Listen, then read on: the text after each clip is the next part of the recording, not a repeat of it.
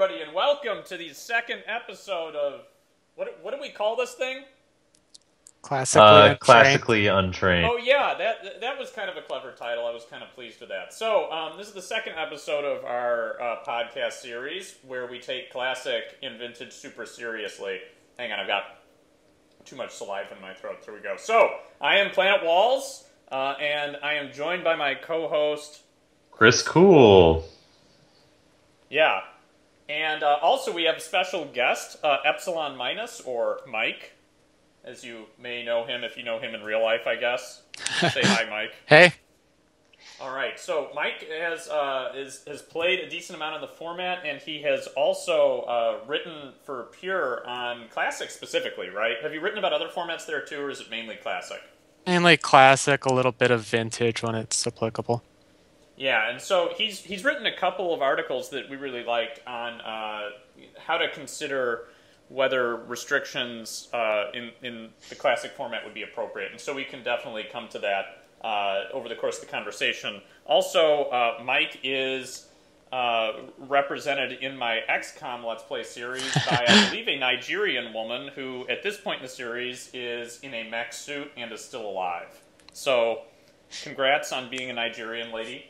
Congratulations to the both of you. I think it takes some skill to keep your people alive. It does in that game. We'll have to play sometime, Chris, because... Okay, so where were we?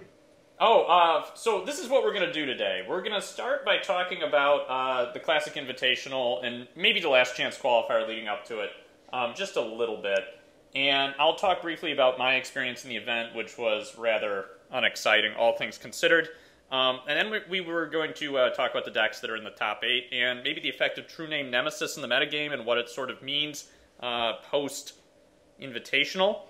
After that, we were going to talk about possible restrictions in the format to shake it up before Vintage comes online, hopefully 2014 summer. And I wrote down Tanglewire just because I guess it was like a Freudian slip for my thoughts about it.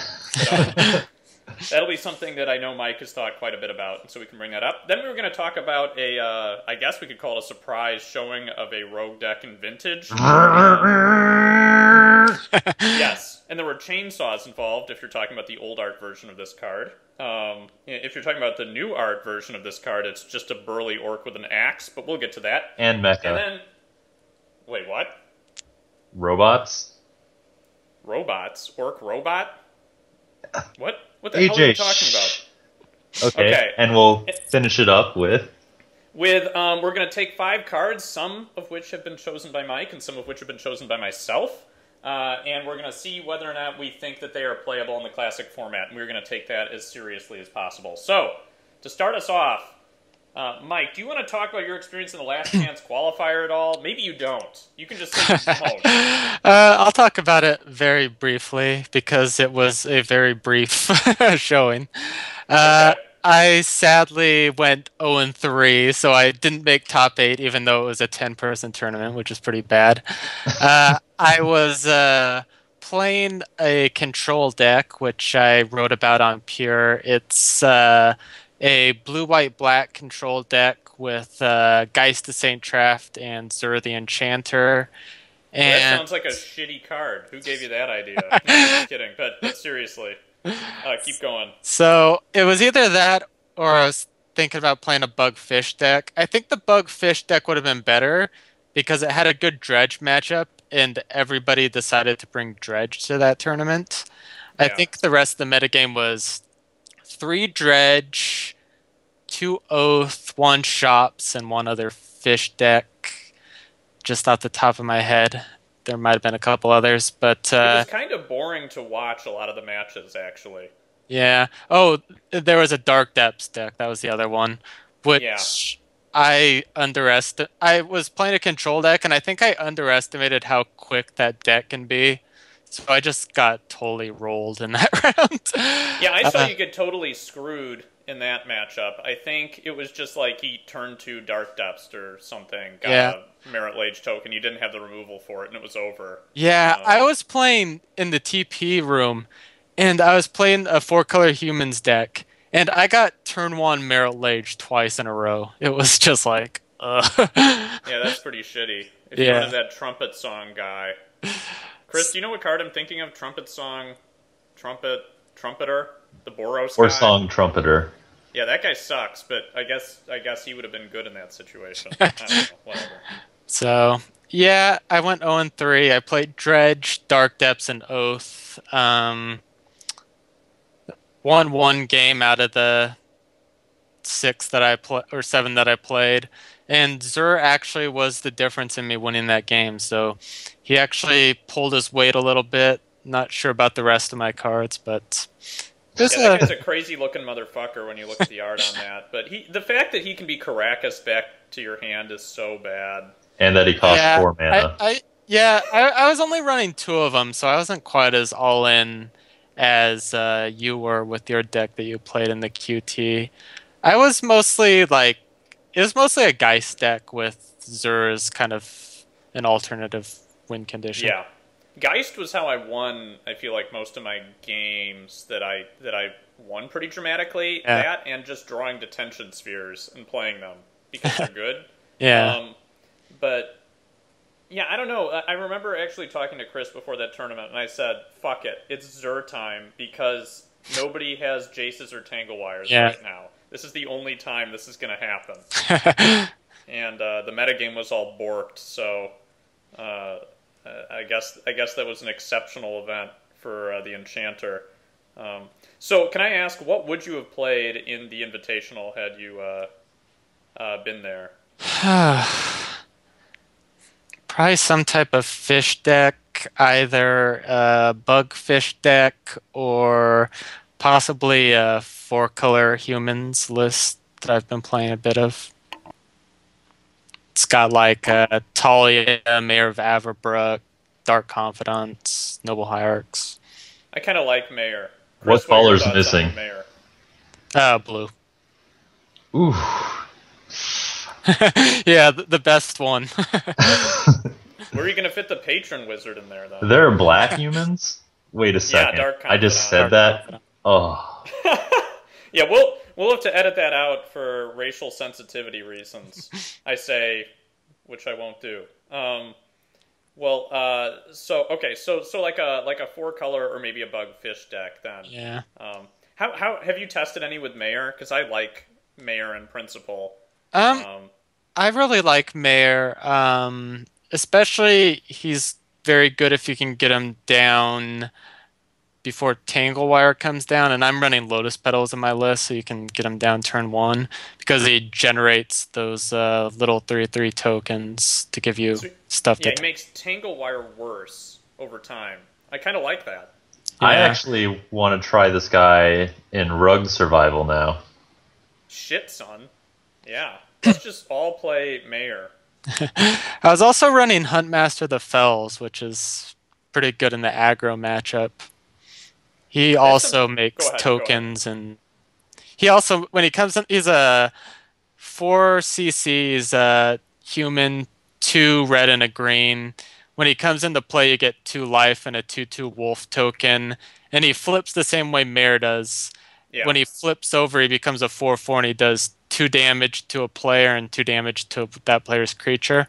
He kills their Dark Confidant or something. Yeah, and he can, if he flips over again, then you get the 2 life and the token again. So it's a pretty nice card. Naoto was playing in a sideboard ages ago. Yeah, I'm not sure if it ever actually hit the table. I don't know. I don't want to speak ill of Huntmaster because I played it in Standard and it was wonderful, but I don't want to try it in Rogue Survival. No, I wouldn't want to play it in that deck either. It doesn't do enough for something or sacrificing a forest. Yeah. But in terms of a fish matchup, it pretty much dominates the board. Makes them really sad unless they have removal for it right away. So what disruption does this 4-color human deck play? I was playing 4 Abrupt Decay, 3 Kasali Pride Mage, Sting Scourger, couple Death Fights, had some Katakis in the board, Rest in Peace in the board, Cage in the board, Ancient Grudges in the board.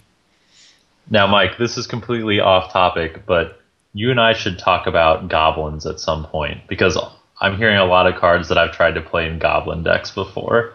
Oh, Which yeah? of those cards besides Sting Scourger were you going to play in goblins? Thalia. Oh, okay. Yeah. That makes sense. Pretty much any creature that doesn't have a power toughness ratio to make it fit in with the average creature that you can play in an Eternal format. Right. Makes sense. I guess we can move on real quick. I'll talk very briefly about my experience at the Invitational. I played a deck that I judged largely to be more playable than a lot of the decks I played normally. But Oath, man, Oath just sucks. Like, it doesn't do enough fast enough unless you have Dragon Breath, but I don't know. I played a Bant-colored Oath list that I hadn't practiced with much. I tried a bunch of stuff before, including like this shitty Elementals build with Bane of Progress that sucked. I tried a red-blue based Welder artifact deck and just played Workshops in it and was hoping that maybe I could beat Workshop just because I was also running Workshops, and that sucked. Everything I tried sucked, and so I settled with the Bant deck. And the only artifact matchup I had was against Gaines Banding, and he had a one of Spine of Ishsa on the board, so my Trump plan with Island Sanctuary was broken. Yeah. And yeah, so basically I played against the Wolf too in the first round. I had a bye, so it was round 2, and I landed Progenitus, but he had a Caracas out, so if I oathed again into the Emrakul, I couldn't do anything. Like, I was just going to lose because I couldn't attack, and I'd Pongified a guy. That was horrible. Pongify sucks. Wait, what about Rapid Hybridization? Rapid Hybridization is almost as bad. It's just that there are more apes, I think, that are playable in the format than there are lizard mutants. I don't know. Is it lizard mutants? I think so. It was... Basically, the logic was, hey, this card removes something like a Lodestone Golem, but you can also pitch this card to Force of Will when you need to. And it also occasionally leaves a creature on the board for your Oath to trigger, but it was just shitty. Everything was shitty in the deck. And I didn't play particularly well. I didn't draw particularly well. I had like a hand against the Wolf 2 where where he had a Thalia out, and I had a starting hand with 2 lands and a Lotus Petal and 2 Supreme Verdicts, I think. And then I proceeded... Yeah, he played a Thalia, and I proceeded to rip like 2 more Lotus Petals and a Soul Ring. And he wastelanded both my lands. I was just sitting there like, I can't do shit about this. And so some of that's my fault because the deck sucked, and I didn't play optimally, and some of it just sucked anyway.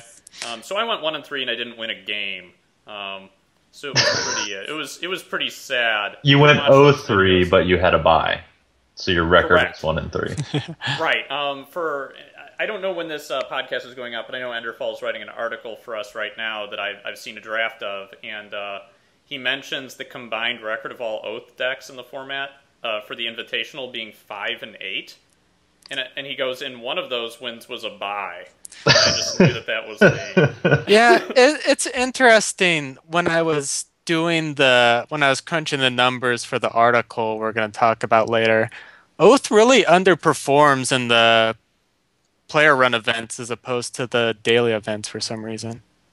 Well, one thing I know that happens in the daily events is that Blue Diamonds and Catweasel run the deck, and they're both very experienced with it, and they run a version that runs a lot of libraries. Yeah. And I think sometimes the deck just wins because it gets in, I don't know what you call a library lockdown, where it's drawing 3 extra cards from library. Oh, that's like the worst. Yeah, when your opponent like starts off with a library, and you're just like, well, hope I can do something about that. Yeah. I had to add library to my Zur deck just because, like, if I was playing another control deck and they play a library and I don't have one of my own, I'm just, like, dead in the water.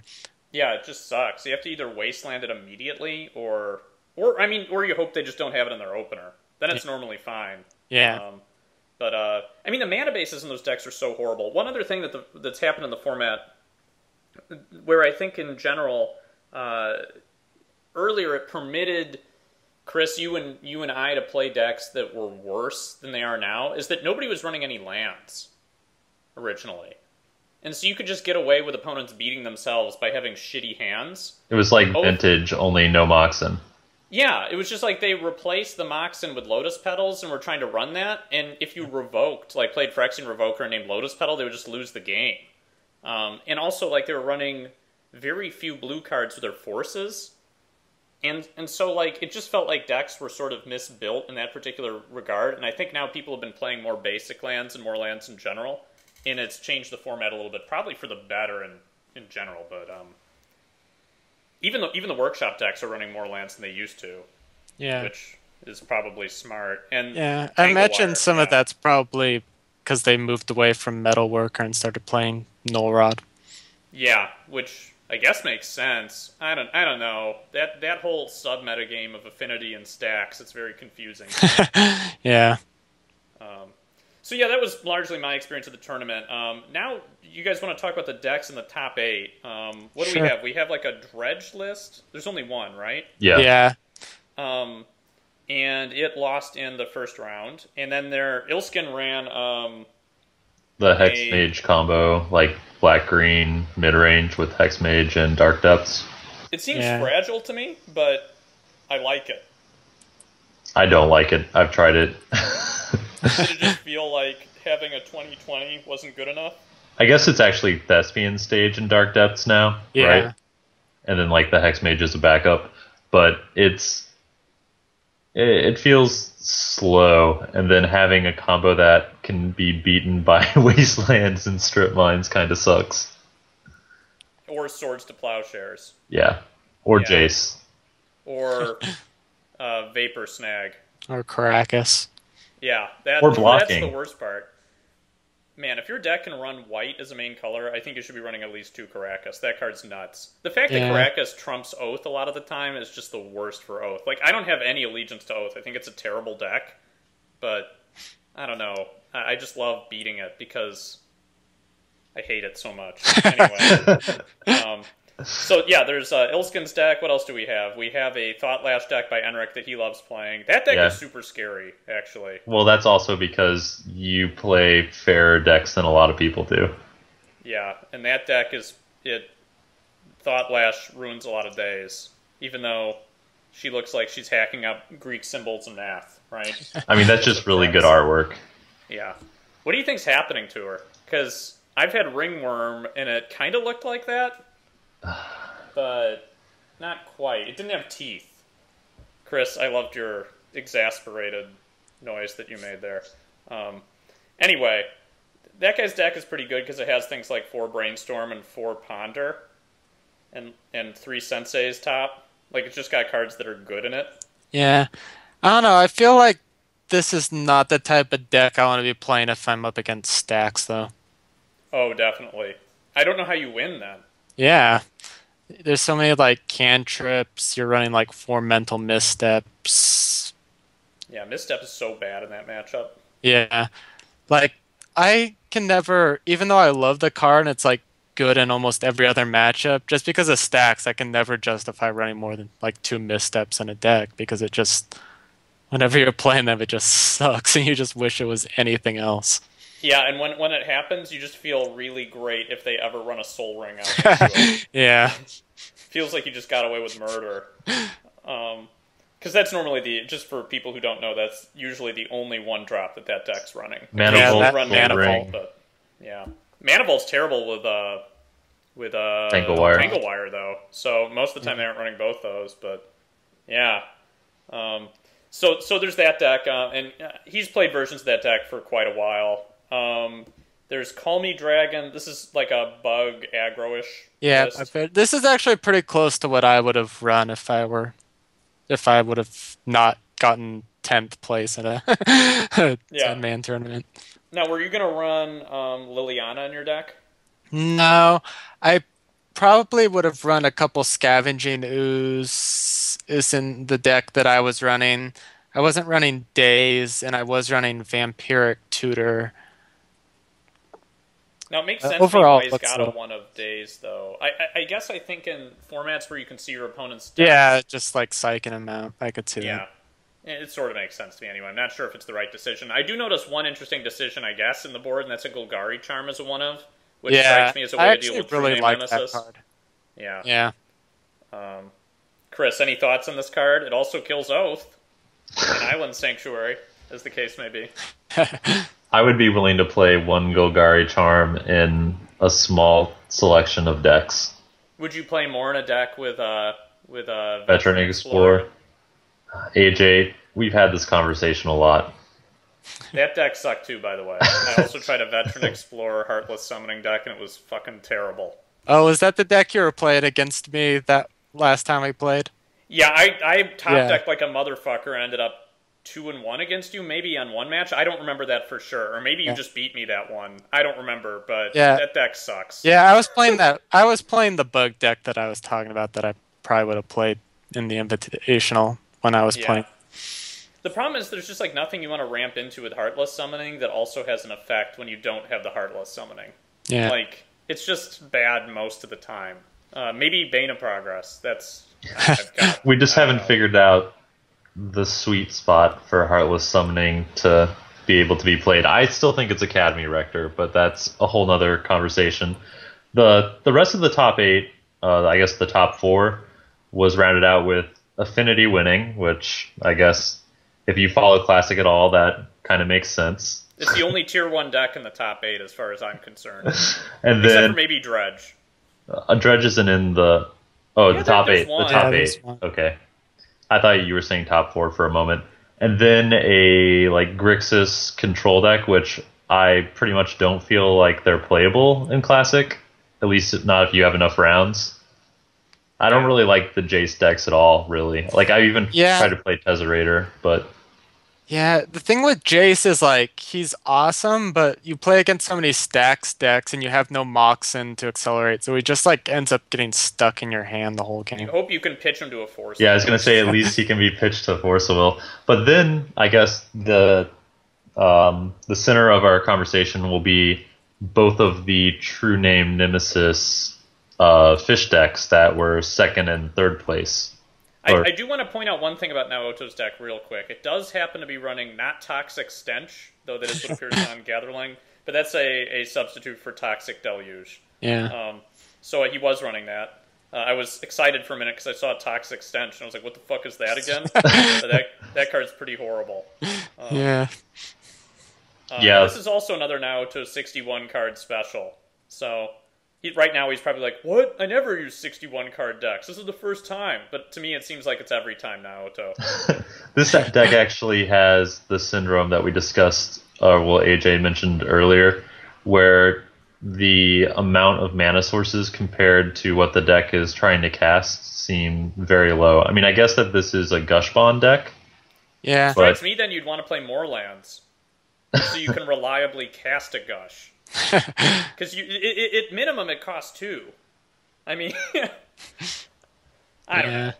That's what I think. The deck is like a vintage deck. Good with all the workshop decks kind of flaming out in this tournament. I mean, that's true. So if there aren't any workshops, this at least might. Yeah, Gush and Jace get a lot better when you don't have to deal with workshops. But like just looking at his mana base, and I'm sorry Naoto, I love your decks, but man, you have 19 lands here. One of them's a wasteland, one of them's a strip mine, one of them's a library, and then how many fetch lands do we have? 7? No, wait, 9? Am I counting that right? He's got 6, 8. He's got 11. Is it 11? There's no way it's 11. Oh no, you're right. It's 9. Yeah, so. Okay, that means every time you crack a fetch, you reduce the number of lands in your deck by 1, essentially. But also, one of the lands is wasteland, and one is a strip mine. Yeah. And those you want to crack because they're basically bad, or they're like good stone rains, or they're bad lands. So, not to be confused with bad lands, the dual lands. But like, I don't know, it's running so few lands. Well, he was running 15, wasn't he, in that one he 3-1 with that was kind of similar to this? Yeah, I've seen things like that, and it makes me wonder. And I mean, I'm talking from a position where I like 0-3'd, essentially. I 0-6'd in games, and so I'm criticizing a guy who made the top 8. But man, that seems like very few lands. Yeah. So, did he play against Workshop ever? I don't he think played against Affinity. He played against and he Affinity. Lost. Yeah, he lost in round 3 against Affinity, and then he lost to Fish 1 and 2 later, and then he lost against Affinity again 0 and 2. So, this strikes me as a deck that can't beat Stacks or Affinity. Yeah. And it didn't. So, I guess you can, like, from now on, I'm not going to metagame against those decks. It's essentially impossible. And so the affinity deck, as we mentioned, was standard. So let's talk about then Cronin's and Montolio's decks. The deck title for Cronin is James. Not sure why, but that's okay. Maybe there's something I'm missing there. And then Montolio is playing Aggro Mud, which is actually just a faux name for fish deck with true name Nemesis. Yeah. So what do you guys think about these? Which one do you want to start with, Montolio's or Cronin's? Ashiok. Judge. All right. Okay, fine. So, James, this is a Grixis Delver deck. And It's an Esper Delver deck. You're right. I just always get confused because of the True Fire Paladin. Yeah. Yeah, for the record, True Fire Paladin is not actually in the deck. It's the true name Nemesis. Yeah. And the only white cards are Swords in the main, and I believe the only black cards are Ashiok. So I guess in my mind this is actually just a blue-white Delver deck. Almost mono blue. Yeah. Yeah. He's also got Terminus and Stony Silence on the board. The board, yeah. Now, Terminus is a card I've been excited for in the past and struck me as a possible win route against Affinity. But you need mystical tutors to find it, right? Yeah. Or are you just hoping to top I that? guess you could brainstorm it back to the top of your library, but yeah, I agree. I'm surprised he's not running at least a couple mysticals in here. Yeah, or you could brainstorm during your opponent's turn and maybe hit it. So that, and you've got Snapcasters for brainstorms too. Yeah. But, Terminus is a cool card. I like that card a lot. But that's something to consider. And then splashing black for Ashiok. Can someone help me figure this out? Cronin, help me figure this out. I don't understand. Yeah. It's a 3-mana Planeswalker. Okay, so is Baby Jace, and that would involve splashing black. And as Chris mentioned earlier before the show, there's no unmask in the board. I'm sort of... I mean, maybe he wants to be able to hardcast Leyline of the Void. That sort of makes sense to me. Yeah. But still, why Ashiok and not Baby Jace? I can't figure out what Ashiok does in Classic at all. I mean, it counters Imperial Seal. Which, that card shouldn't even be restricted. That card sucks. I don't even really like Delver in Classic. I like Delver the most when the deck has Lightning Bolts, so you can really take advantage of the damage that you're doing quickly. Mm-hmm. So, as far as this deck goes, it feels to me like it's more of a blue-white mana drain, or I guess mono-blue mana drain with some swords. Yeah. Well, so what does Ashiok do against aggro?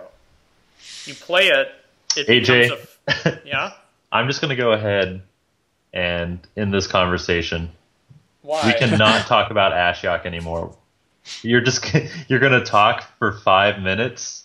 That's true. About nothing. Then I'll say this. I don't think it can do anything in aggro. I think it basically does what the original Garrick does in 1 turn, but it takes it 2 turns, if you're lucky. I'm going to go ahead and give Ashiok the middle finger. Wait, are we not to that section yet? No, we're not. This isn't one of your bad cards? Oh, yeah. I think this is the least playable card of any card I've tried to play in this format. And I haven't tried to play it, I guess. But well, it's confusing. Maybe it was just kind of a last minute. Oh, maybe Ashiok just will be trying good. it out. I remember him talking when they were doing their Theros set review on YSO that he wanted to try it out. So maybe it was just giving it a shot. Yeah, I mean, it sort of makes. I guess it like counters brainstorms sometimes too, or disrupts them in a way. I mean, I don't know. Whatever, that's fine. I'm out of ideas here. It's blue. It can be fetched to force a will. It forces your opponent to attack it, or in 6 turns it removes their graveyard if they're dredge. This deck is actually one of the style of True Name Nemesis decks that I was kind of expecting to be playable in Classic, and that's essentially a very threat light deck where the True Name just blocks for a while, and then eventually you can attack and you don't have to worry about countering removal to kill your win con. And it protects your Jace. Yeah. That makes sense to me. What would you play instead of Delver? If you have to pick. Trinket Mage, maybe? Fuck yeah, you would. Like, I actually... I don't want to talk about Vintage too much, but one of my Vintage brews is kind of like a true name Trinket Mage Jace deck. Makes me excited. I always feel like if you're going to play True Name, you might as well play Stoneforge Mystic with it, especially since he's playing white anyway. Well, why not Auras? Why not just play Steel the God? Never mind. That well, okay. What am I thinking? You're probably talking about Sigil of Sleep. That's what I'm thinking of. That's but, right. I mean, a lot of equipment isn't really that good in Classic. Of course, AJ and I lose to Jittes all the time because we're always playing horrible creatures. But like in a lot of the matchups, like Jitte isn't very good. The swords are cumbersome at best. I mean, and like Batterskull's more or less good in the matchups that Jitte's good. Yeah. I think Batterskull's better in a non-creature matchup just because it gives you a good clock. Yeah, that's true. I mean, and it's like a clock by itself. You don't have to have a guy to hold it. Yeah. It can win the game in the long run because it can keep, like you can bounce it, replay it, or do some sick shit. But like Stoneforge by itself is a pretty awkward creature. I mean, I can understand not playing it and playing True Name because, like I said, to me, True Name is just kind of like, I guess, wall of denial. I just feel like they go better together because I was playing Legacy last night and I went up against a True Name deck. And if he doesn't have any equipment on him, he can be kind of underwhelming. Like, it's pretty easy to race him. I was playing a white weenie deck. Yeah. Death and Taxes or something similar. Yeah. I've actually not cast one online yet. What does it ask you to do when you play it? Does it ask you to select a player? How does that work? I haven't cast one either. Oh, man, I saw someone in Cube cast it, but I wasn't paying attention to the pop-up. But they named themselves and then cast Wildfire. You can do that? Yeah, it says choose a name player. A player. I thought it said name an opponent. That's and then you awesome, you gain protection from that player. That's fucking awesome. Yeah, so I guess then let's talk about Montolio's deck, because Montolio's deck is a Stoneforge True Name deck. Also Noble Hierarch to give you a little bit of a boost to get out those 3-mana, essentially do nothing cards. I mean, I guess they eventually win you the game, but they do nothing when you cast them. Sure. They can tap to Tangle Wire, which is something. One time I've cast 2 Engineered Explosives on turn 1 for 0. I mean, I'm just saying, Tangle Wire fucking sucks to play against. Yeah. Well, like, this is a pretty serious fish-style deck. He's playing a split, we talked a little bit about this, Knight of the Reliquary and True Name. And the Knight gives him access to a full set of Wastelands and Strip Mine and Karakas. And then he's got Trigons, and he has Stone Forges. I guess he has Tarmogoyfs, which just win the game, but they're not really disruptive. But then, like, tons of cheap counter magic and a full set of swords. Yeah. Out of the 2 decks, I like this one better. Maybe it's just because it's more my play style, but I just think this is the stronger deck, probably. It's got more versatility in the creature matchups, probably because of Stoneforge. But then again, it lost to... Well, when I watched the Montolio versus Cronin matchup, it involved a lot of counter magic. It seemed like Cronin always had the Mana Drain or the Misstep or I think he had Flusterstorm both games against Force of Will. Oh, yeah. So, I don't know. I guess I think that... I feel like had Montolio been able to land a... anything, like Knight of the Reliquary on the board for more than a turn, he probably would have won the match. I feel like this deck takes more advantage of True Name Nemesis, though. You've got, like, Hierarch to accelerate it out and give it the Exalted triggers. You've got Stoneforge to fetch out a sword or a jitte and equip it on. I do Yeah. like Noble Hierarch with True With Name. True Name. I'm surprised he's not running Kasali Pride Mage, though. I wonder if he missed that at all. That guy's nuts. Well, he's I would playing rather 3 run Pride Mage. Trigons. Yeah, that's true. But I would still rather run Pride Mage either than Tarmogoyf or Stoneforge, probably. Yeah, I'm not a big Tarmogoyf fan in this format either, unless I'm playing like a Lightning Bolt deck. Yeah. I mean, nobody runs Mirren Crusade or anything. It's not like Legacy 2 years ago. Wait, did people run that in Legacy 2 years ago? They still run it now. Yeah. Cool. But like Tarmogoyf don't impress me much. It's like that Shania Twain song. I like Tarmogoyf. Sometimes you just have to finish the game. Whether I like 4 of them, I'm not sure. The thing is it really sucks with those rest in pieces in his sideboard. So do the knights. Yeah. Like to me, True Name is kind of like a mini Tarmogoyf. Yeah, I could see that. But it has like a much stronger application in some matchups. In matchups where your opponent can interact with your deck.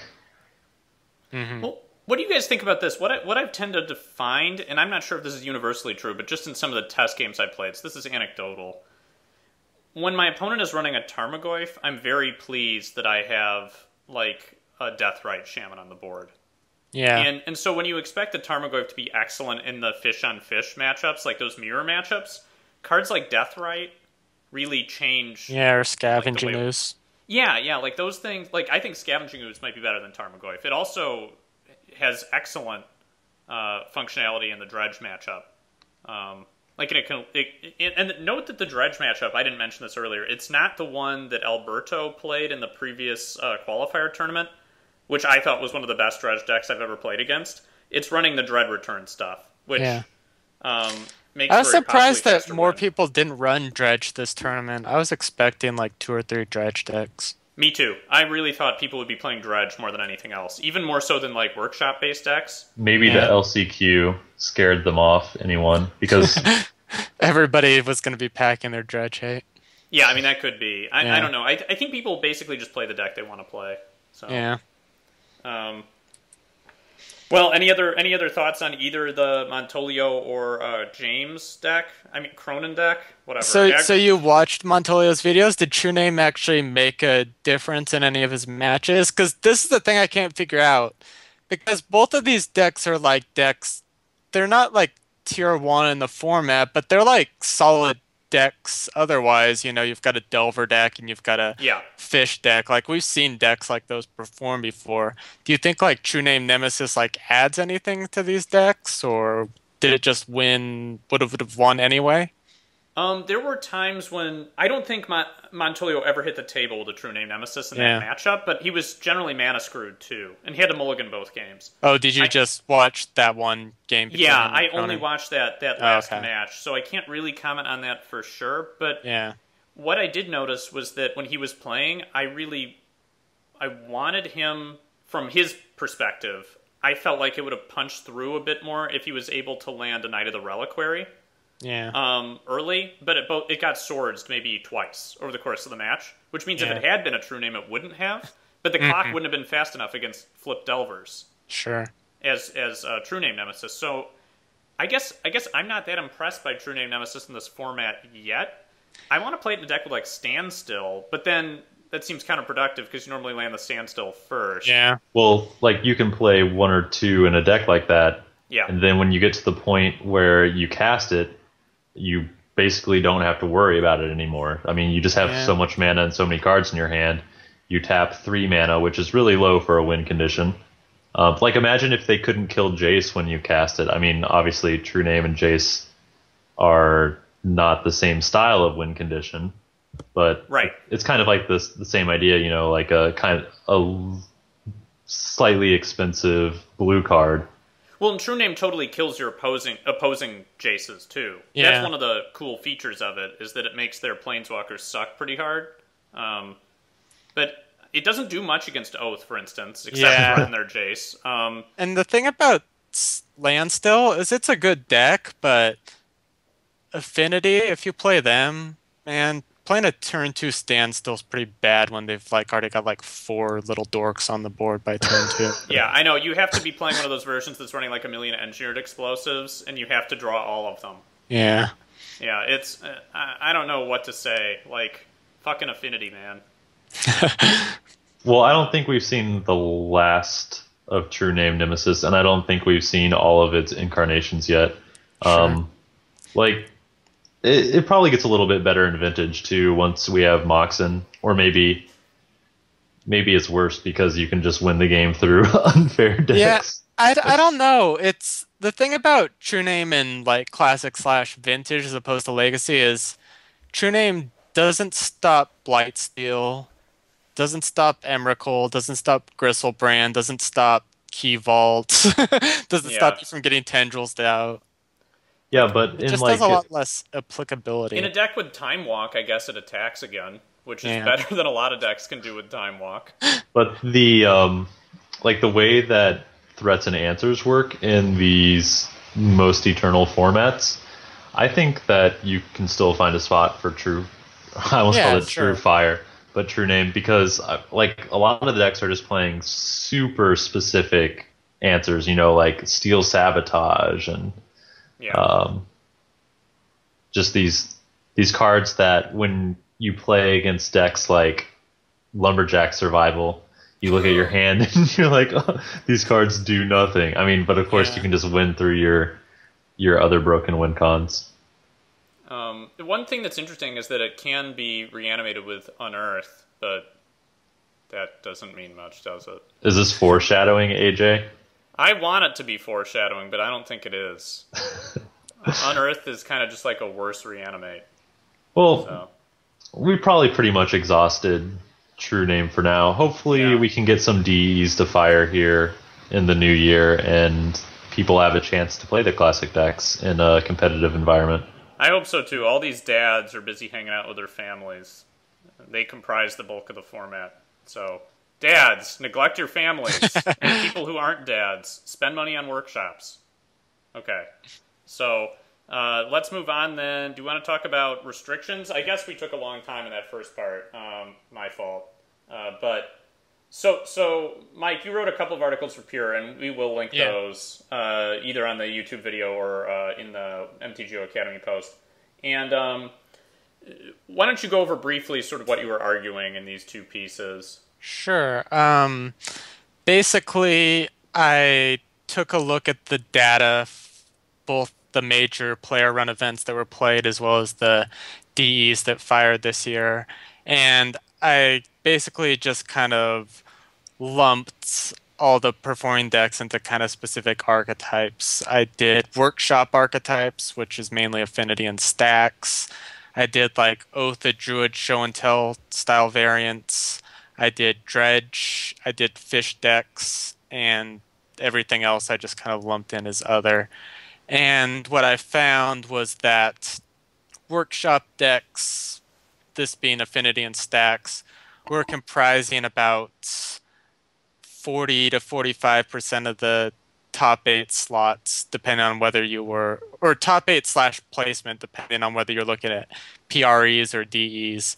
And my argument is basically that if you look at what has been considered to be kind of metagame dominant according to the DCI, when you look at Vintage, that's about the threshold when the DCI has historically acted to restrict something in a deck. And the example I used was Thirst for Knowledge, because that was the last card to be restricted in Vintage, I think, period. But it's definitely the last one to be restricted for dominating the metagame. Well, Chris, okay, so when I had a couple of questions about the way you did things. I know that, like, the Wolf 2, for instance, commented and he said you lump together Affinity and Stacks when they're definitely different decks. I guess I understand that, but the cards you were targeting for restriction, or at least sort of hypothesizing, are actually run by both decks, right? So what were your two, if I recall there were two, but maybe that's wrong, two potential candidates for restriction? Sure. I did a follow-up article, and I addressed kind of differences between affinity and stacks. I actually think the differences make it kind of a worse situation, honestly. Because if it was just affinity or if it was just stacks, I feel like maybe the metagame could adjust. But the problem is the cards, like when you're playing against stacks, what you want is like very efficient instant speed removal stuff like Nature's Claims, Ancient Grudge, stuff like that. Whereas those cards, like they're not completely complete blanks against affinity, but I find that they're just not enough. So what you have to do is you have to run those like mass removal spells like your Seeds of Innocence, Energy Flux, Kataki War's Wage. And except for Kataki, I just find that those cards are like very expensive to play against stacks. So it's kind of a damned if you do, damned if you don't type of situation. And like the decks that are very good against stacks in Vintage are kind of like your slow grindy decks like Landstill, Delver, Bugfish. And those decks tend to not have very much game against Affinity. And the decks that are really good against Affinity in Vintage tend to be like your Storm decks or your very dedicated Key Vault decks. And those decks tend to not be very good against stacks, and they lose a lot without Moxen in the format. Chris, what are your thoughts on this? I read these articles a while ago, but I was thinking, like, how do you take out a piece that weakens both decks without making any of the decks a lot less powerful than it is? Sure. Like, for me, I mean, like, obviously Lodestone and Tanglewire are the big culprits because Lodestone comes out, you get your sphere effect, and then you just end the game quickly, or Tanglewire is just like multiple time walks sometimes. Yeah. And like, if you removed both of them, I think that Affinity would just suck. Yeah. I think Affinity would suck. I think stacks would still be good. I think it would just have to change quite a bit. I don't know if It'd it could be be a mono brown deck. But the thing is as long as workshops in the format, it's Yeah, going to be a there'll good always be a card. deck. People are Yeah. not going to be like, oh yeah, this card sucks now. I don't want to get 3 mana per turn. And we're not even saying that these cards would be banned. They would just be restricted. So Yeah. it would be like Trinisphere is a good example of like a card that couldn't remain a 4 of because of how disruptive it is for Sure. the mana cost. Yeah. No, Well, Like, the so some of the options besides Lodestone and Tanglewire that were mentioned were unrestricting balance, which I think might be insane. yeah. That makes very little sense to me. That says to me, like, we don't want creature decks to even be playable. Yeah. It also says to me, I mean, you can do some other completely degenerate things with it, like basically Armageddon your opponent and leave yourself in a decent position, or force them to discard their hand and Armageddon them at the same time. Yeah. No, So balance is great. that strikes me as not functional. Another option was restricting Gravedigger's Cage. Yeah, I don't agree seems with strange that, to but me, too. somebody mentioned it, so I just kind of gave it a passing mention. No, I noticed that. I mean, well, what seems strange about it to you? I'll leave that into. I'll put that ball in your court first. I mean, Gravedigger's Cage definitely had an effect on the metagame because the two main predators of Stacks and Affinity were Oath and Dredge, and Gravedigger's Cage really gave him a shot, especially Affinity gave him a shot in the arm against those two decks. But I feel like restricting Cage, like Oath and Dredge, they're already playable decks. They're maybe not like tier 1, but they're like tier 1.5 at least. And I'd like to see, I don't know if restricting Cage is going to bring like Delver decks back or like Landstill or a Grixis Jace control deck. especially when those decks probably need cages to help fight against Oath or Dredge if it gets popular. Yeah. Yeah, like, well, so the first thought I have on that is, like, do you really want Dredge to be a bigger force in the format than it is, first of all? Yeah. Like, it does Dredge is enough. already pretty good. Yeah, like it's still a good deck, and, I mean, it's sort of like a meta game choice. Like, the question for playing Dredge, it's sort of like your matches are laid out in front of you, And if you're playing it very effectively, you have to hope your opponents didn't build their decks accordingly, most of the time. Or that they don't know how to play against it. And I'm guilty of not knowing how to play against it a lot of the time. But, so the other issue about restricting Cage, then, besides Dredge, is that it strikes me that it doesn't actually bring Oath that much back into the metagame when fighting against stacks, at least. Yeah. Because like, Tanglewire, I guess against Affinity, too, like, Tanglewire just fucking taps down that Oath douche. Like, sure. Like, you get an Emrakul, and then it's like, okay, cool, I'll attack you with 2 Lodestone Golems. Yeah. No, I feel like Oath, especially against stacks, I feel like your hope for beating stacks is to either have a Force of Will for their first Sphere effect, or win the die roll and have your combo in your hand. Yeah, that's not good enough, because that puts you below 50%. Yeah. Definitely going second against stacks, for instance, when you're running... Yeah.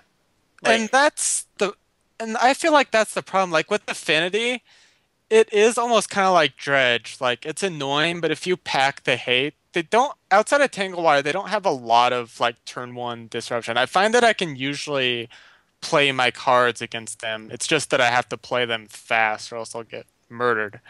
But with stacks, I just find, especially if you lose that die roll, like, it doesn't matter. Like, you can have awesome cards in your hand, but especially if you're not playing Force of Will, like, they could just lock you out of the game. Between Wastelands and Strip Mind and Ghost Quarter, and then occasionally they just, like, land a Crucible.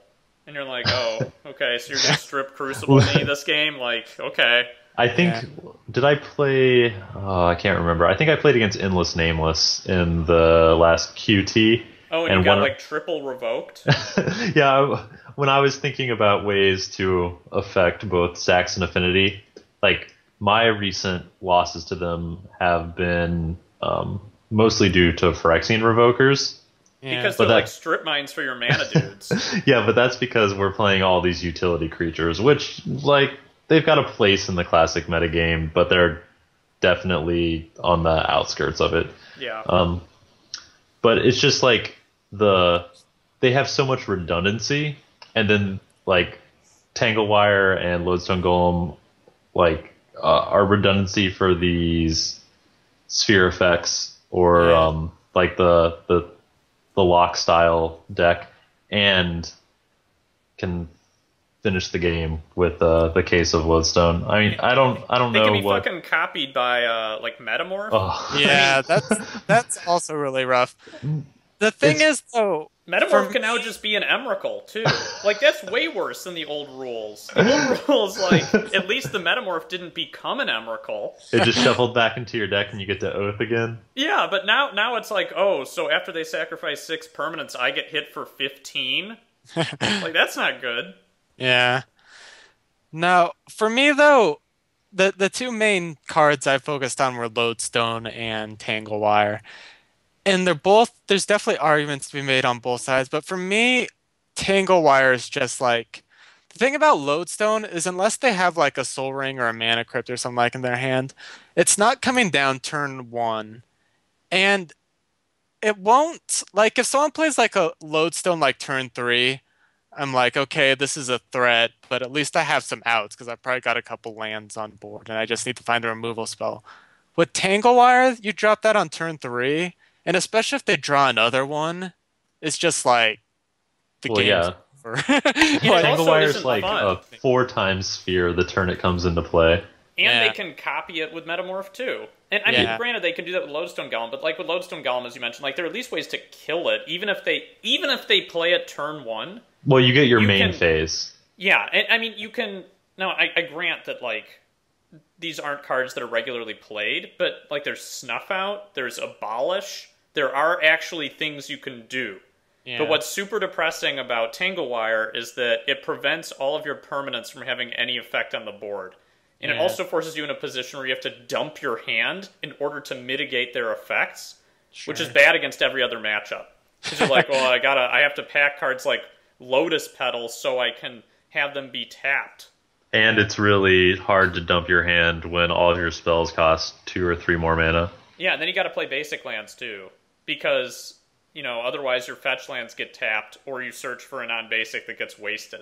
So stuff like that happens. I remember, Mike, you commented on a video of mine, I think against Montolio in the this is the quarterfinals? Where it was game one. You like fetched out like 5 basics in a row, and you still lost because you had like 2 tangle wires. Yeah, he like double-wired me. And by the time they expired, like you're down to like 2 life or something like that. Well, it was like I was just struggling to stay in the game by dropping Magus of the Moon, and I had a second one in hand, and I was just like, please don't have a duplicate in your hand. But he did then, because I had to dump a Thrun, but I couldn't regenerate it. It was just a disaster. Yeah. I actually tested with Scott some before the last chance qualifier because he just wanted to see how his decks would fare like against Affinity and Stacks. Yeah. And I kept a Stacks hand that was just like 5 land, a Tangle Wire, and a card that did essentially nothing. And because I drew like another Tangle Wire and a Metamorph, I just made the game like draw on to the point where 6-drop after 6-drop came down and he couldn't compete. It was it was horrible. Like Tangle Wire is like ancestral. It's like you play it off a factory and you might as well just be drawing 3 cards for tapping 1 land. It felt a lot like Upheaval. I feel like, and this is probably going to be like somewhat controversial, I feel like Tangle Wire is even better in Classic than Trinisphere would be. I have to think about that, because Trinisphere can definitely fuck you up, but it's bad if it comes down like Trinisphere is like the best on turn 1, obviously. But like if you get one on like turn 3, it's not a big thing. Plus it like sucks in multiples, whereas Tangle Wire is awesome in multiples. It cancels out some of your sphere effects because it doesn't affect anything that's less than 3 mana, whereas Tangle Wire kind of complements those sphere effects. Like Tangle Wire also affects the board, where Trinisphere just affects stuff from hitting the board. And what's even worse about I'm not Trinisphere advocating for Trinisphere to be unrestricted. It's definitely a busted card, but I think Tangle Wire is up there, at least in Classic, without any mocks on the tap. Well, I mean, we're playing a format where we're admitting that sometimes you just get fucked by something that happens on turn 1. But that's why we're willing to accept that, like, Lodestone Golem can come down on turn 1 with 2 other mana-producing cards, right? And you still have some time to deal with it. As opposed to Tangle Wire, which you can drop, like... Sometimes I'm afraid my opponent's just going to Tangle Wire on their turn 1 on the draw. And I think Montolio may have done that to me at one point. And I just lost, because I was like, well, I can't play like a 2-mana guy. Yeah. Or, like, I can't do anything for a while. I just, like, sit here with a thumb up my ass and like hope that everything turns out well in the end, but it doesn't usually. Yeah. And so, like, it's another must counter in a field of other must counters for decks running Force. But then you have to have the Force. It means you pitch 2 cards from your hand. So, sure. I mean, I guess, like, we have like fuck Trinisphere. That card's fucking awful too. But we have like 6 months before Vintage Masters. Yeah. So we could see a ban and restricted list update on, I guess it would be the end of January, and then see one when the 3rd set comes out still. And I mean, this is Magic Online. This isn't paper. So Wizards, if we begged for a format shakeup and got it, and then it just turned out that was a horrible idea and we're all idiots. Only the 20 of us we didn't realize. Really upset. Yeah, we didn't. Only Montolio would be upset, and the wolf. But they could correct it. It's not that big of a deal to change online-only format ban restricted list. I would like to see the change. I mean, we're gonna have Vintage soon, so this format won't matter anymore. And right now, it sucks to go into an event and know that you're conceding like 10 percentage points or something relevant because you're not playing workshops. Yeah. Well, I compared it, it's like the situation if there was like a standard rotation coming soon and you're seeing like a deck dominate like this or a few select cards dominating like this. I mean, just because the rotation's coming, I still think Wizards needs to do something. The fact that... They banned Jason Stoneforge pretty late in that format. Yeah. So Well, before we move on, I want to bring up the one thing that I think challenges this issue potentially. Sure. I'm not actually sure if it's a challenge, but so I'll make a devil's advocate argument. I think it would be good for the health of the format if Tangle Wire, for instance, were restricted. Mm-hmm. That's what I tend to think. Sure. And I think Imperial Seal should be unrestricted, but that's for completely other reasons because it sucks. But anyway. This is what's strange. When you look at the diversity of the format in general, not everybody is playing workshop-based decks, especially those with Tanglewire and Lodestone Golem, even though they're comprising the bulk of top eights. So the question is, like, the format is still fun a lot of the time because you're not only calculating exactly what to tap when to Tanglewire or how to stack your own Tanglewire fading triggers versus the tap triggers.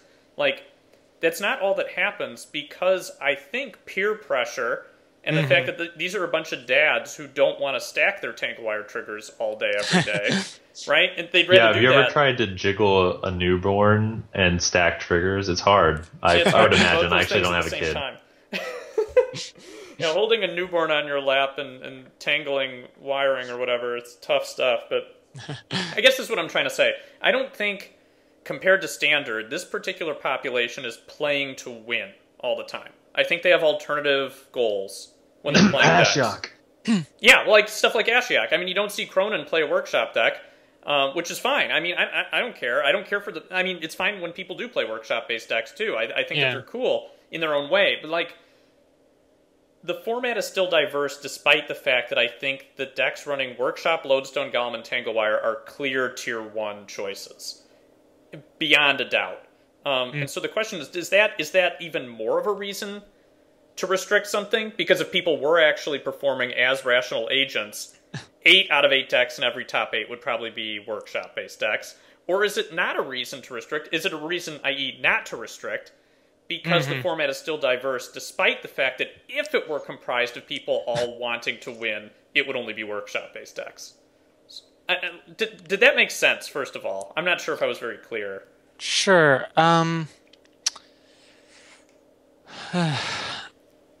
Should I try that again? I don't... Yeah. Like, Chris, what do you... mean? No. You should not try that again. No, I understood you. I'm just trying to wrap my head around it a little bit. I don't think that you can, or that you should consider poor decision making when you're balancing. I mean, it's kind of, I guess that actually, I've heard Blizzard like balances units for lower tiers of the competitive play. So they'll be like, this unit is too good if you only have 75 APM. Mm-hmm. And I mean, I guess that's kind of like what you're saying, AJ, is that since people are making, or since people don't have like the full skill or whatever, then does that mean that this card isn't as... I mean, since people aren't either playing... skill or access to cards, right? Because like, what if Workshop were a $600 card online? I mean, I don't know. Yeah. I'm just trying. I don't know if that complicates things Well, or not. like Rashad and Port. Yeah, go ahead. Like Rashad and Port is kind of a bottleneck for stacks decks. Like, not a lot of people have access to them on Moto, or they want to have access. I don't think Port's a necessity if you're. I think Port's very good in stacks, though. It makes me sad. It's definitely good, but I don't think it's impossible to play the deck without it. Well, yeah, but the argument that things are okay as they are just because people are playing other decks, like especially in Classic, I don't find it to be a strong argument for not changing things. Yeah, I feel like I just feel like it's best when you have a balanced metagame, because I don't think balancing the metagame, even if we are in that situation where, not everybody's playing workshops, I don't think it's going to like screw up the metagame. I mean, maybe I'm wrong, but I mean, I talked in the article, some people mentioned restricting workshop itself. And I think that would be a disaster. I think workshop decks definitely have a place in the metagame. I just think because if we restricted workshop, could you imagine how oppressive like Dredge. storm decks would be? Yeah. Oh, The how decks do you that feel don't about interact storm? on. Where you could have like, 4 LEDs, 4 windfall. Like it would just be insane. So I think workshop definitely has a place. I just think, and I guess that goes back. Part of the reason why I'd also favor Tanglewire over Lodestone is Tanglewire hasn't been online that long. I think it came on in like 2011, and Yeah. people were still playing Stacks and Affinity before Tanglewire got added to the deck. So it's not like it would just like totally kill those decks. I think it would just bring them back down to earth a little bit more. I mean, Well, people played Affinity Stacks before Lodestone Golem was a card. Yeah. in online people played Affinity, if I recall, before they decided to run Tanglewire in it. I think it. Yeah. If you look I at think the it. early lists. Yeah, like a year ago, maybe a year and a half ago, people weren't running. You could find Tanglewire. cranial plating in Affinity. Yeah, and it was a different deck, and it could still beat you out of nowhere, but it didn't feel like you were sitting there with your hands tied behind your back. Like Tanglewire and Affinity is really disruptive too, because Getting peed on with motor oil like that scene in the first Transformers movie. it's exactly like that scene. I can think of no more apt analogy, actually. Well, what do you guys think? We've beaten this topic to death? Yeah. Or, I mean, we let's go ahead and move on. But we could talk about this forever, and I think it's an important topic. And I would like to see a restriction for Tanglewire. But I guess we're actually. Do we all seem like we're sort of in agreement about that? Not that we're some sort of important triumvirate. I spent hours writing a couple articles on the subject, so Yeah. I mean, I get pissed off a lot when I play against Tanglewires. I hate playing with them. That's one of the worst. Like when you're there stacking things, and you're like, oh, yeah. like just testing it is abysmal. But okay, so at least Smokestack's not a card on Classic. yeah, well, sometimes it was, and that's depressing too. But it's not as horrible because sometimes the smokestack player can fuck themselves up. Maybe it would be a card if we restricted Lodestone and Tanglewire. Yay! I guess they're not going to start running Null Broach or something cool. Null Broach Madness? Uh-oh, my headphones fell off, guys. Okay, Well, there we go.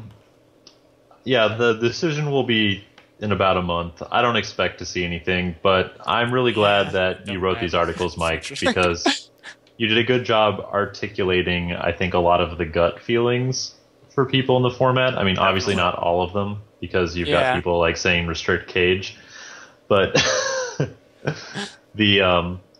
it's a serious topic for one of Magic's most powerful formats, so Sure. it's good to see it touched upon. Yeah, definitely read those if you haven't, and if you're at all a fan of the format or interested in it. They are linked either in the video or below. I have a quick question for you guys. Can you hear the bath running in the other room? And how oppressive does that sound? Tanglewire oppressive. Okay, well that's fine. I'll try to mute myself whenever possible. I'm going to move on then to our third topic. So this one I think will probably be relatively quick, and I'll include these links below too. It so happened that local magician, Adrian, I'll omit his last name just in case it's private, but I think it's written everywhere. Also, Backed Goods online, spelled B-A-C-T-G-U-D-Z, happened to run a deck at a vintage tournament, a powered deck, that was quite a bit like a list that Chris and I piloted in a recent DE. So, Chris, did you watch these videos? Mike, I'm pretty sure you watched the videos. Yeah. You linked them to me originally. Yeah, I had fun watching this. Were there foil No, they weren't foil Orcish Lumberjacks. Basically, this is an Orcish Lumberjack deck, and I've linked to the deck list below. It's in a forum post. But what do you guys think of this list? I thought it was at least funny, and I think at best, I think it's seriously playable. But I'm biased.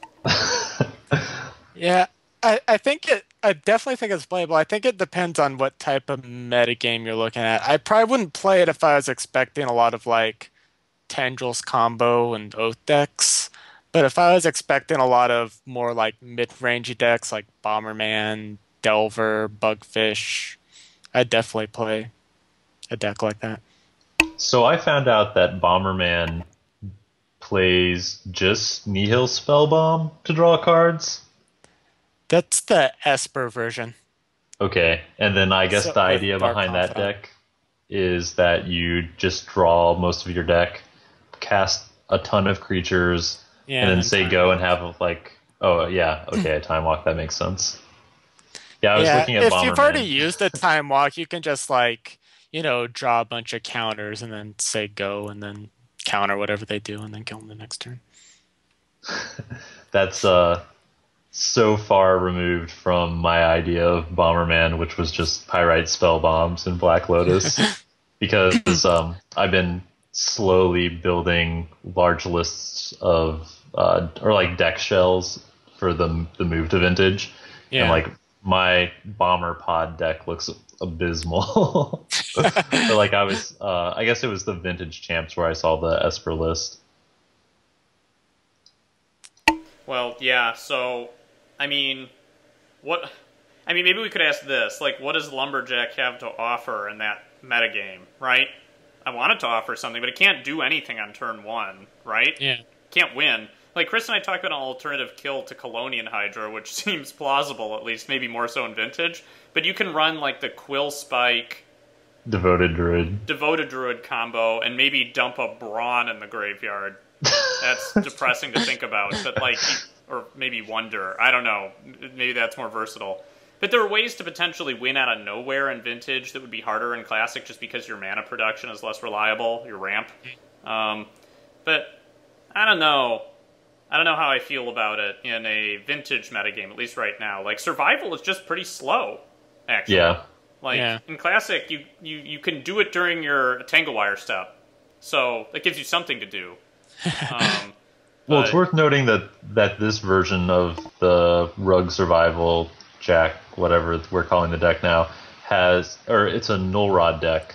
Yeah. Which I don't really have any experience playing Null Rod in Vintage, but I imagine that this is like the tier 1.5 style of deck, or maybe like tier 2 compared to Storm, Shops, I think Mana Null Drain Rod decks. decks are probably better than Storm decks in Vintage. Storm decks, honestly, once Burning Wish got unrestricted, it got a shot in the arm, but before that, Storm was like actively horrible in Vintage. Well, Just wasn't because there of like a Death workshops. Wish version, or is it Grim Tutor that I'm thinking of? Yeah, Grim Long was the deck that ran 4 Grim Tutors, but that hasn't really been a thing. I know Reed Duke kind of grabbed one and made the top 4, but I think that's just because he's Reed Duke. I don't think he was Yeah. running a Yeah. very good deck. We were pretty convinced that he was just a more competent player than a lot of his opponents. Watching some of those yeah, for matchups, that recent Vintage champs, is that what it was?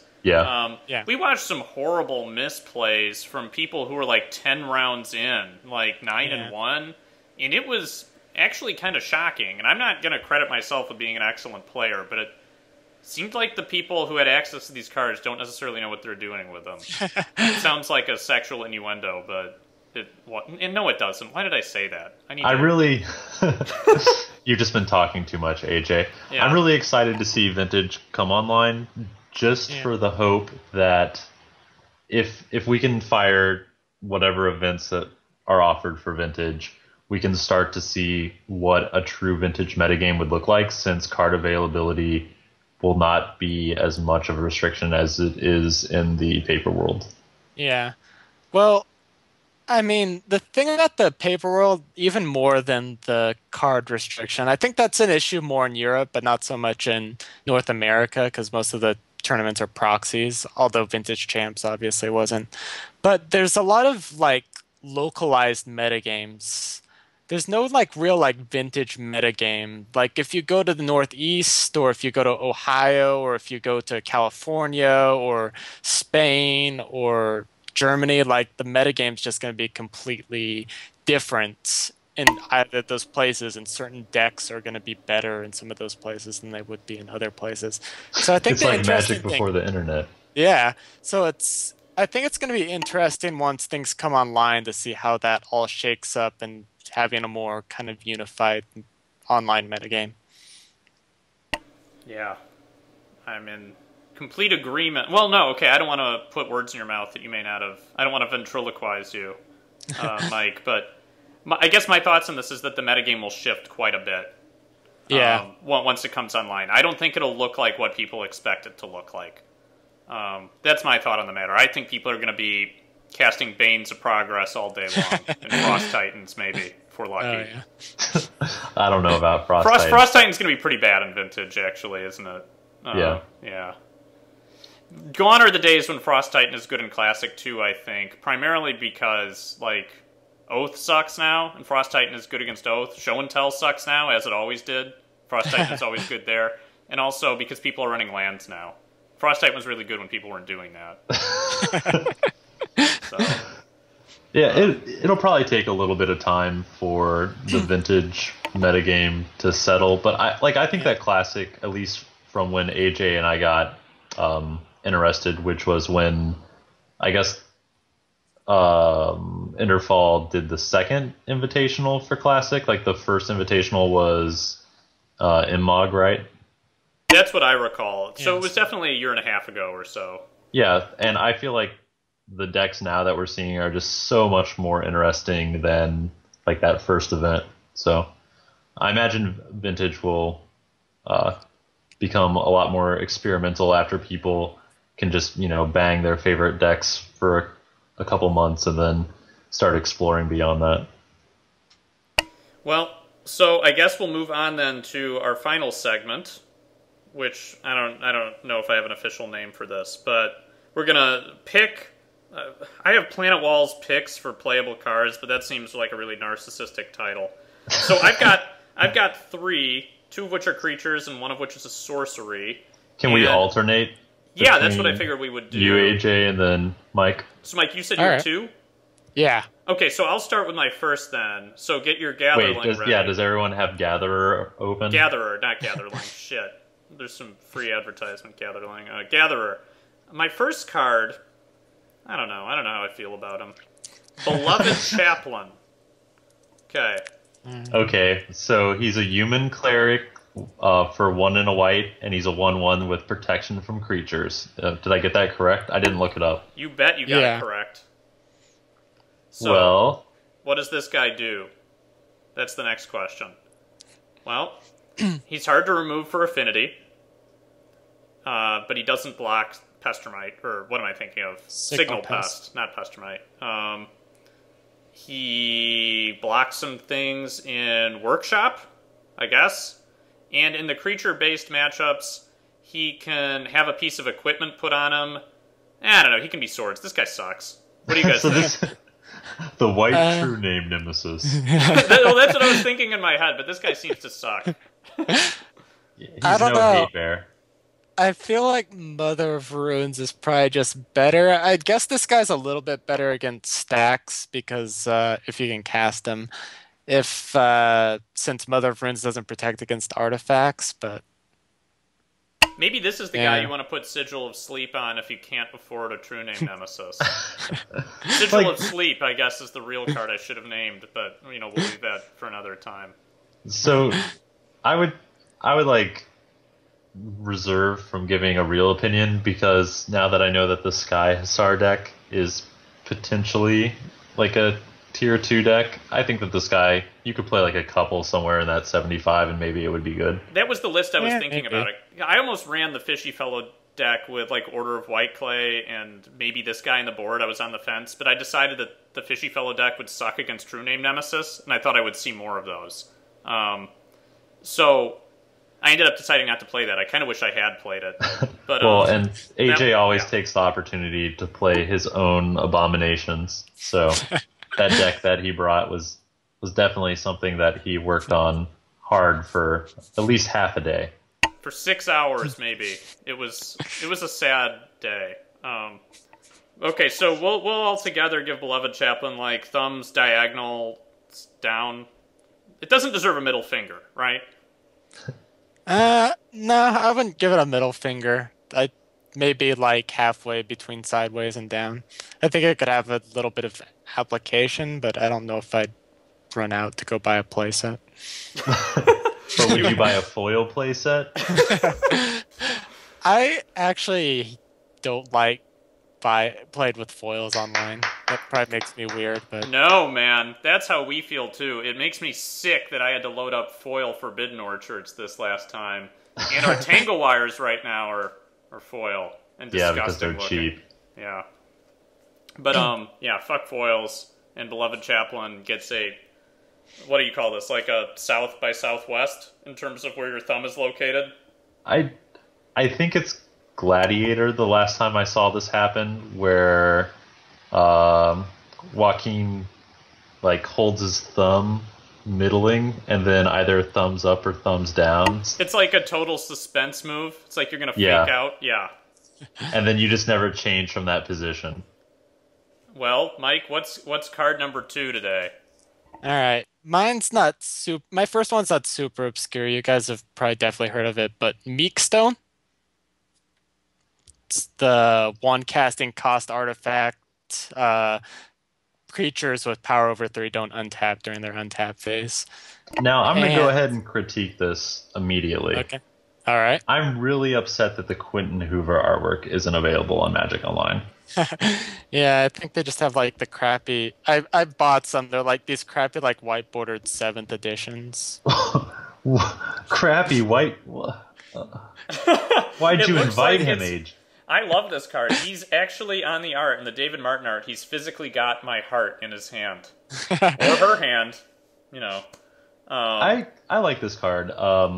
I forget this card exists, and since I really like Trinket Mage, and so does AJ, maybe we should put it in our list of cogs. What's funny is, okay, so, I mean, don't let us run away here. You'll have to explain some context, Mike, Sure. like what you were thinking, but this definitely means they can't tap down their Lodestone Golem, and they have to tap some other shit down with Tangle Wire. Yeah. Because otherwise it's just never going to untap. Yeah. I was mainly thinking about it for something like stacks because it doesn't like completely eliminate your Lodestone Golem, but at least they only get like one swing with it, and that could be a difference. Maybe this is like having time to get out and losing the game right there. Maybe this is like good for affinity against stacks. Yeah. That's a serious possibility. I was actually thinking of it in the Fishy Fellow type deck, and I was thinking this is like so janky, but you know that new card in M14, Imposing Sovereign? The one that yes, opposing creatures. Yes, I love it. No, this is awesome, and this is also yeah. like Well, the Legacy deck I was playing, the one against True Name. I was playing a white weenie deck that had 4 Meekstones and 4 Imposing Sovereigns. You're giving up your tech, man. This is what I did with Island Sanctuary. I got fucked by, I would have lost that match anyway, let's be honest. But, yeah, I like the Meekstone plan. You could play this in a bunch of different decks. And it's good against Knight of the Reliquary. And maybe we will play it in a bunch of different decks. Yeah, and nobody will have listened to the podcast this far in, so, you know, we're immune. Thumbs up. Yeah, thumbs up for me too. Tangle or the Trinket Mage, whatever. This guy stops True Name. And it also taps the Tangle Wire. Yes, yes, it does. And AJ's always looking for an excuse to play Engineered Explosives for 0. So that card is nuts. That's the only way to get rid of spheres because the increased cost contributes to the Sunburst cost anyway. Like you can just run that guy. Like it's funny when my opponent has Thalia out. I'm like, I guess I still play this for a 2.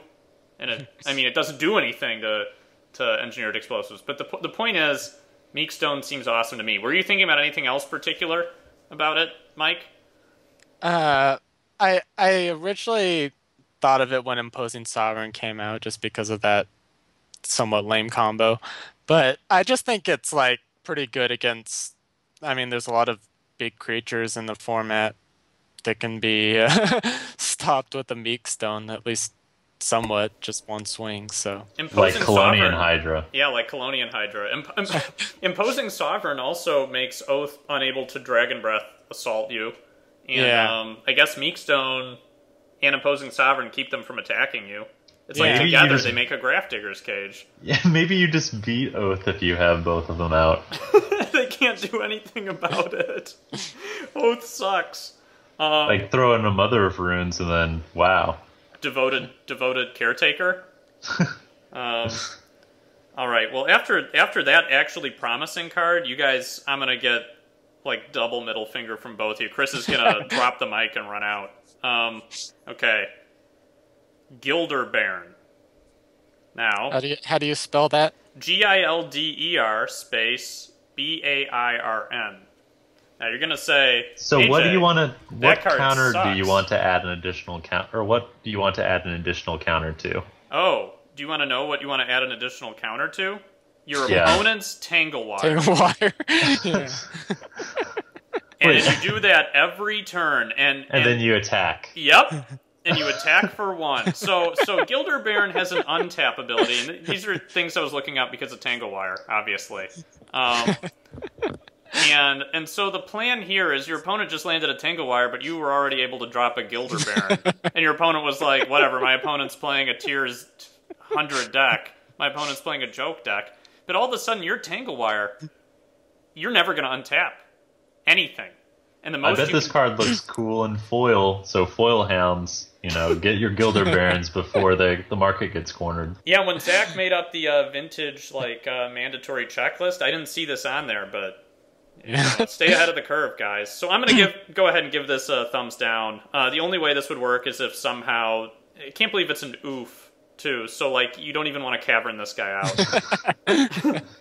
Well, at least you can pitch it to Force of Will. Yep. Oh, yeah.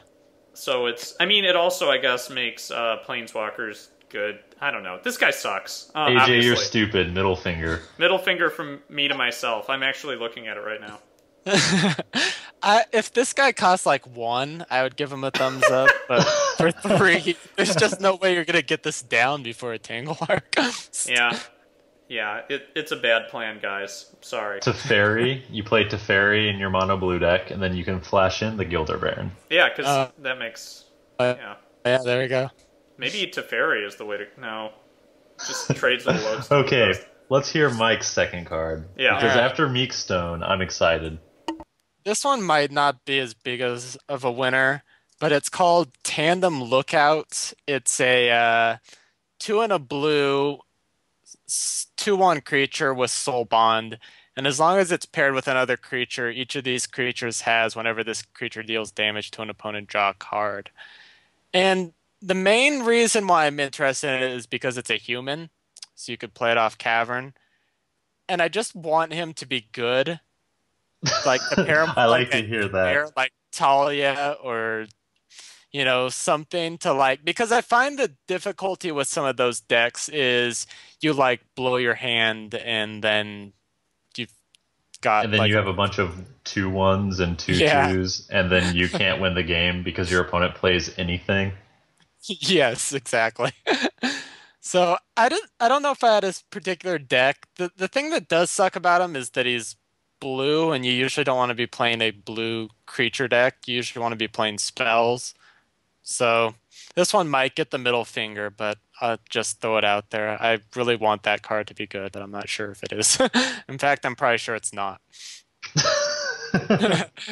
I like the way we operate here. I'm busy trying to find a similar card that I think might compare favorably, but I can't remember its name. What? Oh. Trinket Mage. It's not Trinket Mage. There it is. I found it. Okay. Nurak Commando. This is way different because you need to have 2 Cavern of Souls in play to cast it. No. Yeah. You don't need 2 Cavern of Souls. You're not going to be able to cast a blue creature in your 5-color. Okay. I see what you're saying. This is a very different deck. That's fine. I acknowledge that. I almost ran this in my mono blue deck with Frost Titans, but I cut them because they were terrible. But so I guess the question is is Shroud better or worse than Soul Bond? And these are never going to be in the same deck. And I think Soul Bond is probably better in the Fish deck than Shroud would be. And I think Shroud is... I don't think a 3-mana 2/1 is good in this format. Unless it's in a Fish deck. Maybe it is then. I think I'm going to have to give this guy the middle finger. I'm gonna give him a thumbs down, but I can't give a human a middle finger. And he's a scout? That means he's the same creature type as Veteran Explorer. But I guess he's human too, so... Well, all we have to do is find a reason to play a non-human scout. Yeah, like Elvish and then it ups his Lookout. value a little bit. Yeah. I don't think there are any. I'm immediately. I'm looking up to see how many scouts there are on Gatherling. I'm doing the very same thing. So AJ, what's your last card? My last 82. card, 82 scouts. Yeah, one of these Bloodthorn Taunter, Auriok Transfixer. That guy is Enslaved Goblin a scout? Enslaved Goblin? Enslaved Scout is a goblin. Gains Mountain Walk until end of turn. That guy's good.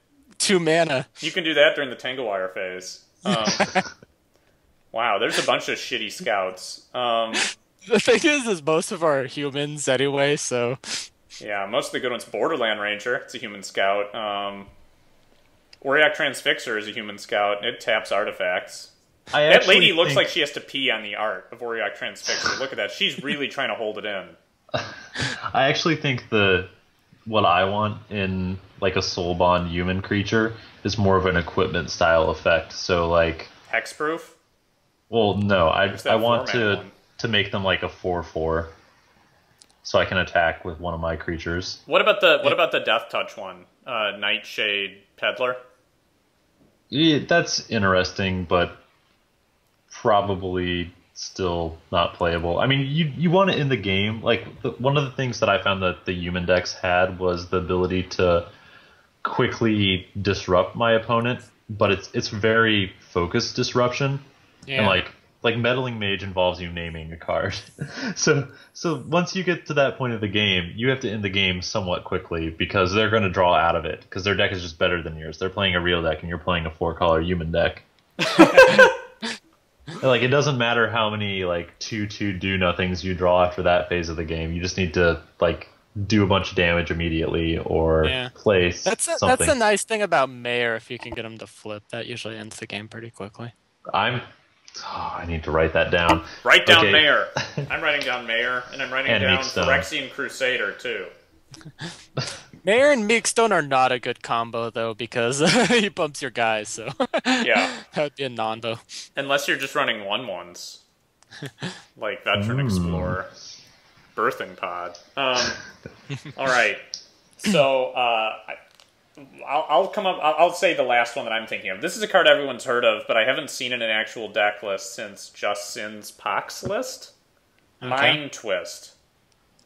Now, I've seen some, like, I guess they're called Channel Bam decks, where they're trying to Mystical Tutor into Channel and then drop an Emrakul and win.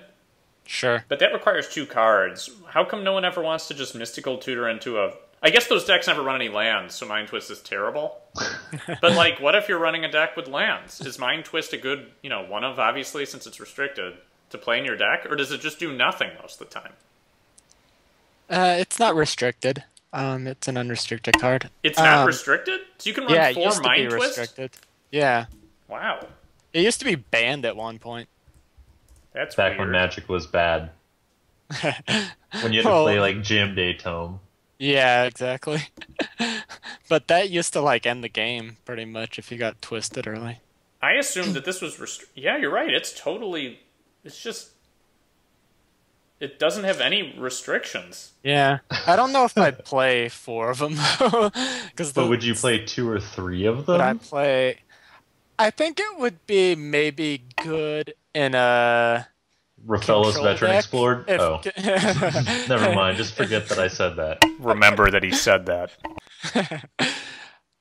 I mean, the main thing for Mind Twist, it doesn't even get played in Vintage anymore, but the role it used to play was you would play it in your, like, Weissman-style control deck, and you would, mana drain and use the extra mana to basically twist your opponent's hand, and then you would basically just, lock them out with counter magic and discard. But, I mean, that was back in 1996, so I think the game... I'm going to take a picture of myself giving a thumbs up to Mind Twist, and then if I somehow figure out how to play this card, I can say, see, I told you guys, but... Send me that picture, and it'll probably be appearing right now on the YouTube version of this podcast. You're taking a picture of yourself? No. I thought you just said you were taking a photo of yourself giving a thumbs up. Weren't you? Or did I completely misunderstand? Anyway, this This card's interesting in Classic, but it would be okay with Quicken and I don't know. I don't It's know also if it would okay be with Magus of the Vineyard, I guess. like maybe like an elf deck or something would play this in the sideboard. I guess that the problem is that there are just not very many decks that Mind Twist is good for, where you can get the mana to make it impactful. Yeah, and the thing is decks, unless you're playing like Landstill or something like that, they dump their hands pretty fast. So unless you can like accelerate this out like turn 1, turn 2. Upheaval Mind Twist. Like gonna... Oh yeah, there you go. But you just make infinite mana, upheaval, and then twist your opponent's hand away, and Just then like cast that. everything again. Simple as that. Are you mocking me, AJ? This is your card. You infinite mana with a Freed from the Real combo. With, what's her name? Sachi, daughter of Sashiro? How does that work? Just play lead mirrors Orochi in Leafcaller? your Metalworker stacks deck, and then you can power out quick Mind Twists. Maybe that's the key in the mirror. When you're both making each other's spells cost 1,000,000,000 billion mana, you have a no, Workshop's pretty bad with Mind Twist, isn't it? That's a pretty big nombo. So yeah, this is probably a thumbs down. Fuck this card. It would probably be better as a Heat Ray. Yeah. Sadly. I Or just a feel like Thoughtseize. probably Thoughtseize is just better. Him is probably better if you're in the mode of... Because, I mean, this... Are you ever really going to get it off for more than black 2? Anyway? You might as well just be Probably hemming. not. Yeah. And you can actually snapcast to him pretty easily. Maybe Sorry, AJ. Can we just play a deck that has sinkholes and stifles and snapcasters and vindicates? I just want my opponents to not have any lands out and not have any fun. Is that possible? Well, you can just play stacks. Yeah, I was gonna say, did you miss the stacks conversation we had? Just play like a Crucible or 2 in it. Okay, that's a fair point. Yeah, well... Well, now that AJ can be sufficiently depressed to go into XCOM, maybe Mike Peters or Michaela.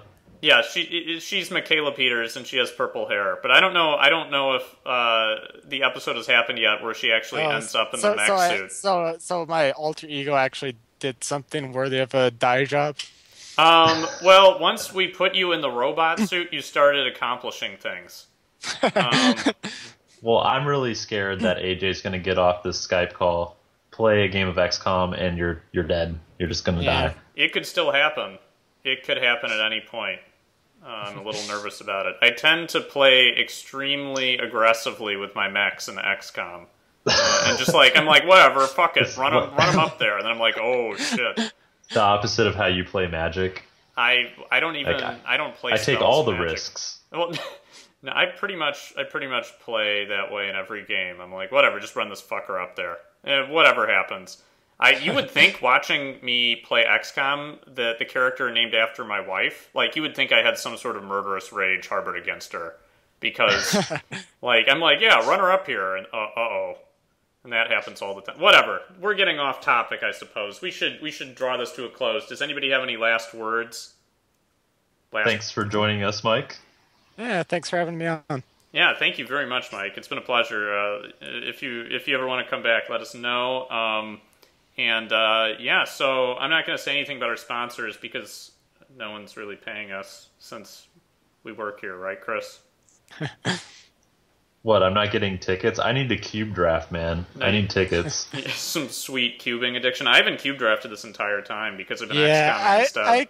I cubed for the first time, and I realized that I enjoy building the decks, and then when it comes to actually playing them, I'm just like, ugh. Can't we just draft again? Yeah. Yeah, drafting is the fun part. That's when you watch the viewer statistics on all of our draft videos on our website. You notice that they're like approximately 1.5 times the viewers of the round 1 video. It's like people watch draft videos like they like watching someone else smoke a cigarette when they're still nursing their nation addiction. Whatever. All right. So thank you guys for listening to Classically Untrained for the last 2 hours. If you made it this far, I guess, I don't know, you had nothing better to do with your time. Oh, and one more thing.